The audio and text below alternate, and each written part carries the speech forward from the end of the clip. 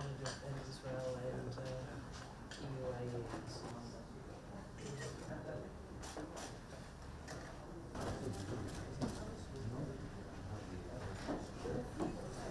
We discussed the importance of efforts to restart a political process which leads to a future Palestinian state. What I would say to all of us, we come from different parts of the world. There are some very different perspectives. But I hope that the international community can work towards a just and enduring peace, in which Israelis live in peace and security and Palestinians are able to achieve their legitimate aspirations for statehood. Was this a topic of discussion during... I want to first say we respect the independence of the ICJ.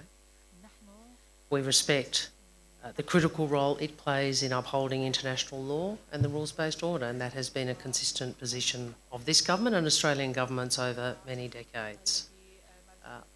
Throughout this crisis, our position has been clear and consistent. We have unequivocally condemned Hamas's terror attacks on Israel, the largest number of Jewish people killed in a single day since the Holocaust.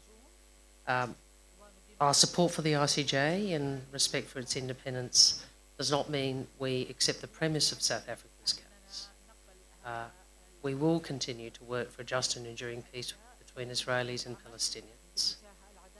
I would note Australia is not currently a party to the case, and that at this stage the ICJ has not invited interventions from other parties.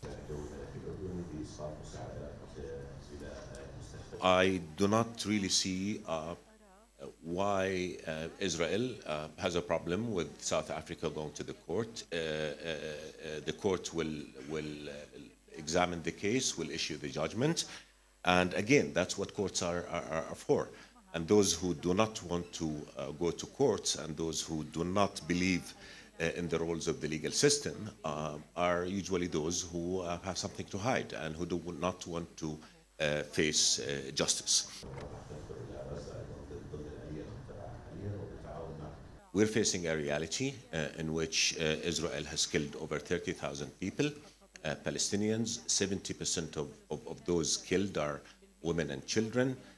Israel has destroyed a complete community. Health facilities, infrastructure has been destroyed by over 70%, schools by over 50%, houses by over 60%. This war has killed more journalists than any other conflict, has killed more medics than any other conflict, has killed more UN workers than any other conflict in decades. So we're facing a reality in which we believe Israel has committed war crimes in Gaza. Questions to Mr. Wong. You've spoken about the need for sustainable... This war is not just killing Palestinians.